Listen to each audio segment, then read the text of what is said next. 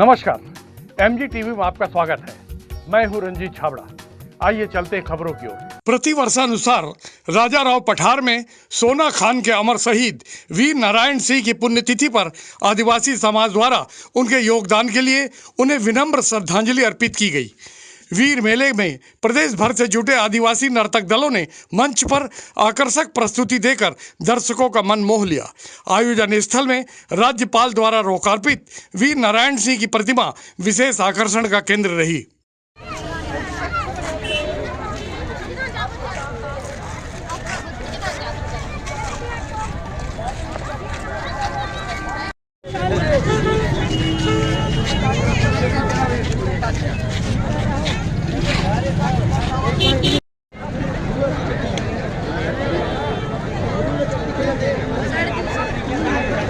काली तौर सम्मान हुए है। मेरे को ट्राइबल क्वीन का कंपटीशन में मैं पार्टिसिपेट की थी रायपुर में। हाँ।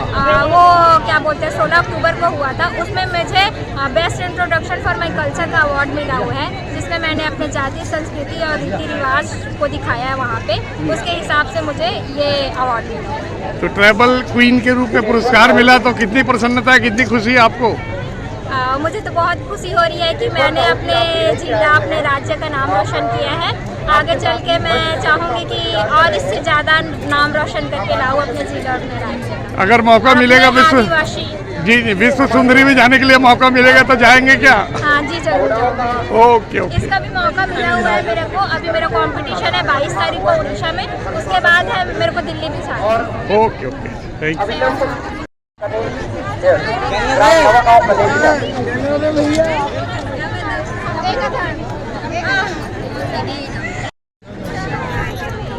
श्रीमती हेमचारण दर्शन कृपया मंच की बाईं ओर आ जाए। कांटा भी फूल बन जाता है, कांटा भी फूल बन जाता है।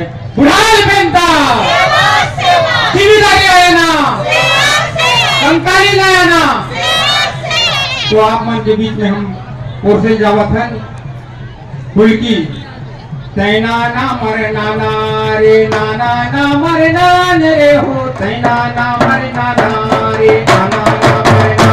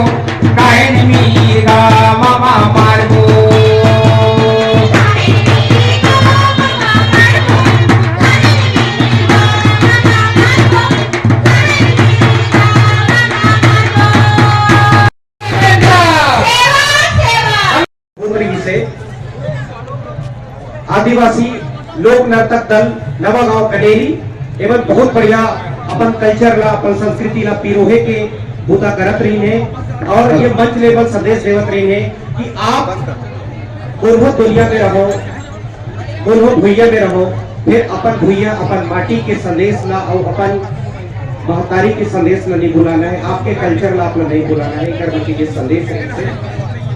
और ये कार्यक्रम के बाद केवल फोटो सेशन में सम्मिलित हो रहे आदरणीय हमारे अतिथि जीवन आज के कुछ दूर में एक फॉरेस्ट का टावर बना है, उसमें शायद वो 2 फ्लोर का है, उसमें बहुत सारे लोग जो है चढ़े हुए हैं, तो प्लीज वहां से उतर जाइए।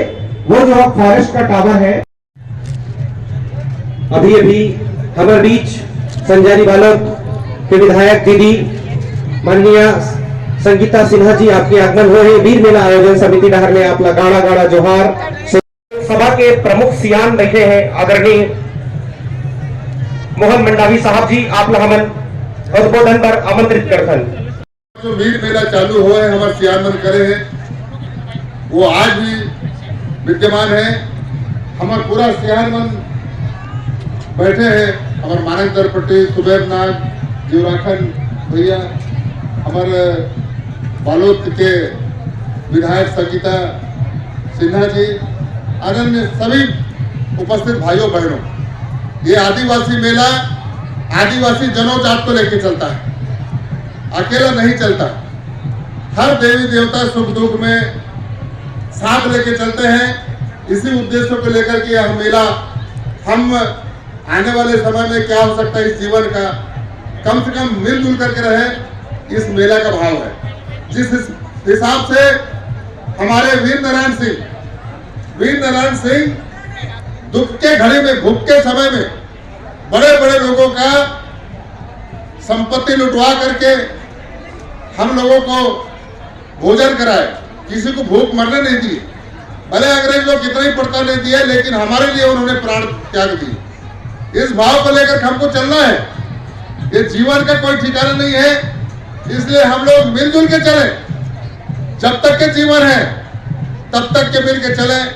आज हम देखते हैं इस मेला में कई लोग दुकान धंधा लगाए हैं, अपने कपड़ा लत्ता इतना कमा लेते हैं। ये बाबा की कृपा से, बाबा के नाम से जो भी आता है उसका मनोकामना पूर्ण होता है। और आज हमारे देवी देवता भी इस इलाका के आए हैं, देवी देवताओं का भी दर्शन हो रहा है। कई लोगों को एक दूसरे के मिलने का रहता है, वो मिलने का सौभाग्य यहाँ मिलता है। इसलिए मैं अन्य भाइयों को, हमारे आदिवासी भाइयों को तो मैं धन्यवाद देता हूँ। विशेषकर इस काम में हमारे अन्य भाई भी सहयोग करते हैं, इसलिए मैं आप लोगों को धन्यवाद देता हूँ। ये वीर भैया में विराट वीर मेला हुआ थे। संजारी बालोद के विधायक दीदी आदरणीय संगीता सिन्हा जी। भारत माता की जय, बुढ़ा देव की जय, शीतला मैया की जय। बहुत ही गरिमामयी सभा आज बहुत ही बड़े मेला के रूप में ले है वीर मेला आयोजन है। और ये मोर क्षेत्र संजारी बालोद विधानसभा में होते, ये बहुत ही गर्व की बात है और खुशी की बात है। और आज हमारे बीच उपस्थित है हमारे इस क्षेत्र के सांसद जी, बहुत ही आदरणीय मनोज मंडावी जी।